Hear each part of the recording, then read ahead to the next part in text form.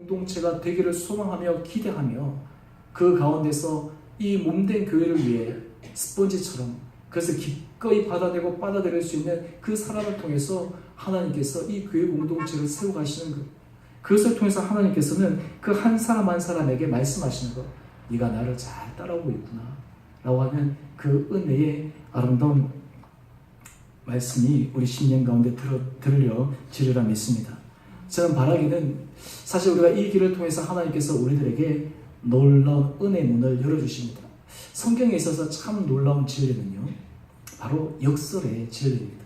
제가 여러 번 말씀을 드렸지만 교회를 위해서, 몸된 교회를 위해서 하나님 앞에 헌신하며 나갈 때마다 하나님께서 그 개인과 가정과 그 자녀들에게 주시는 놀라운 축복은 이루 말할 수가 없습니다.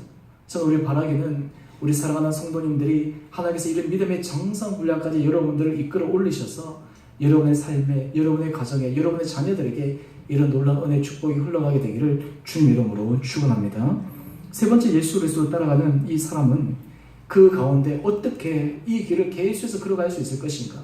제일 중요한 부분인데요, 바로 생명의 부분이 이 길을 통해서만 주어진다라는 확신을 가지고 살아가는 사람입니다. 다른 말로 하면 영생을 바라보며 살아가는 사람입니다.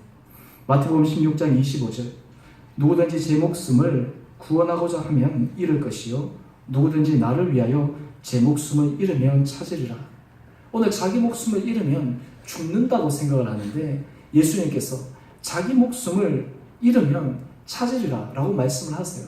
자기를 부인하고 자기 십자가를 지고 살아가는 사람들은 자기 목숨이 잃는다라고 착각할 수 있는데 오늘 말씀은 그 가운데서 잃어버리는 것이 아니라 찾게 되리라고 주님께서 말씀하고 계시다라고 하는 거예요.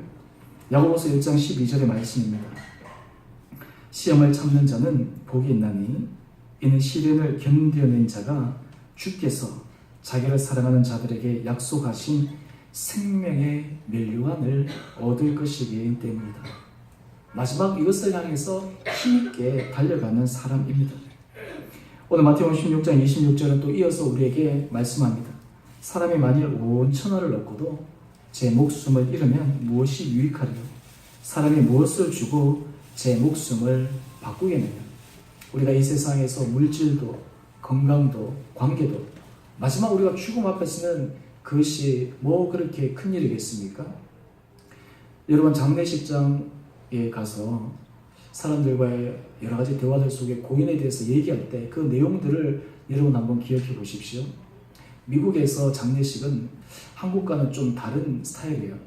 한국의 장례식은 호상이라고도 하지만 그 가운데서 슬픔이 있잖아요. 그래서 웃고 이런 것들이 좀 사람들한테 금기시가 되지 않습니까? 근데 미국 장례식의 큰 특징 가운데 하나는요, 그 참 슬픔 가운데서 그 고인의 유가족들이 앞에 나와서 고인과 함께 지냈던 것을 얘기하는데 굉장히 아주 유머러스하게 웃는 그러한 모습, 그러한 장면들을 이 사람들과 함께 같이 나눕니다. 조문객들과. 그래서 제가 처음에 그 딱 참석했을 때 조금 약간 당황스러웠어요.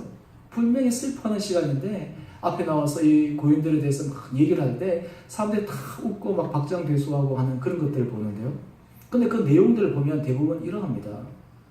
우리 부모님은 뭐 돈이 많았기 때문에, 그런 얘기도 하나도 안 나오고요.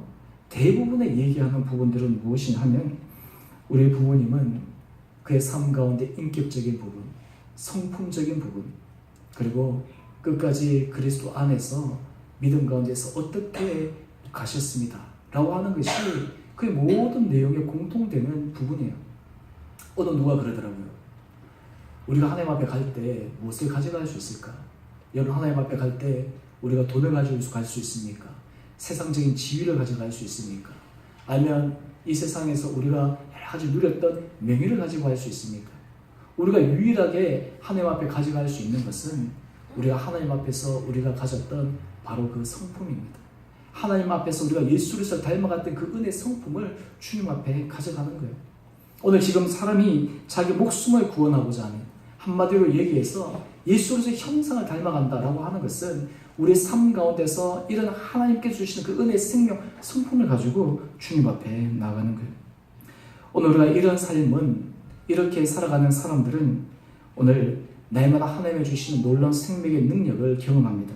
그래서 고린도후서 4장 11절에 사도 바울은 이렇게 이야기를 합니다.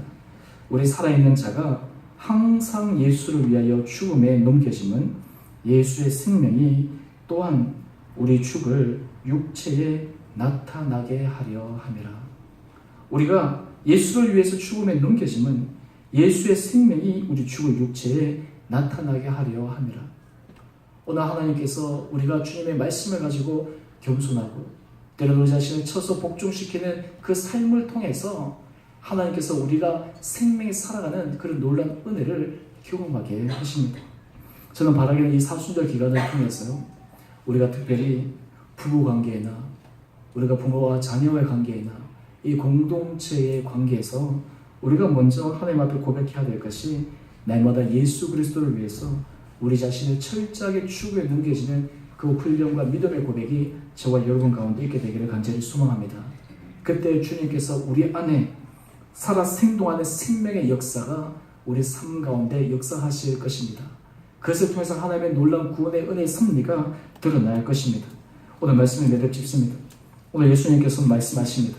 누구든지 나를 따라오려거든 자기를 부인하고 자기 십자가를 지고 나를 따를 것입니다.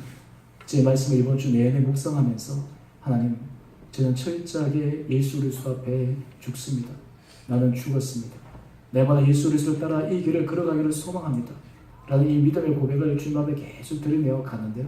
오늘 특별히 사순절 기간 주님께서 오늘 우리에게 말씀하시는 이 음성 앞에 우리 모두 다가 아멘으로 긍정적으로 힘있게 응답하며 나갈 수 있는 우리 모든 성도님 한 분 한 분 되시기를 다시 한번 주님 이름으로 축원드립니다.